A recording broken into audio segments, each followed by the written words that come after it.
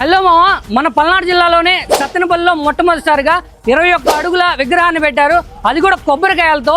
అసలు ఇది ఎక్కడ ఉంది, దీని ఫుల్ డీటెయిల్స్ తెలుసుకుందాం కమిటీ సభ్యులను అడిగి. అసలు ఫస్ట్ ఈ థాట్ ఎలా వచ్చిందండి 21 అడుగులు పెట్టాలి? 19 సంవత్సరాలు పూర్తి అయిపోయిందండి. 20 సంవత్సరాలకు దొరబడ్డాము.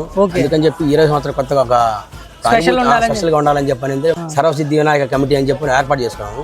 ఇక్కడ 23 కానీ 22 వార్డు కానీ 24 కానీ చుట్టుపక్కల 3 వార్డు కలిగి అందరి ప్రజలతో మనం ఈ కార్యక్రమం ఏర్పాటు చేసుకున్నాం. ఓకే, మొత్తం ఎన్ని కొబ్బరికాయలు పెట్టారు? 600 కొబ్బరికాయలు. ఓకే, ఖర్చు ఎంత అయింది? ఖర్చు 1,40,000 ఖర్చు. అన్నదానం ఎప్పుడు? అన్నదానం 2వ తారీఖు అండి. ఒక రోజేమో భరతనాట్యము, ఒక రోజేమో కోలాటము, ఒక రోజు దీపోత్సవం అట్లా కార్యక్రమాలు ఉన్నాయి. Okay okay.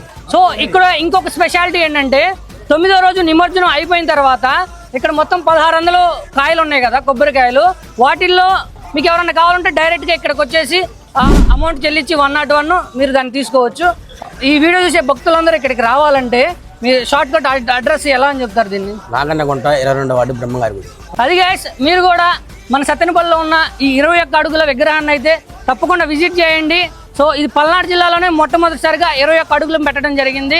ఇలాంటి మంచి కంటెంట్ కోసం మన పేజ్ని అయితే సబ్స్క్రైబ్ చేయండి. Thank you so much. జై బోలో గణేష్ మహారాజ్ కి.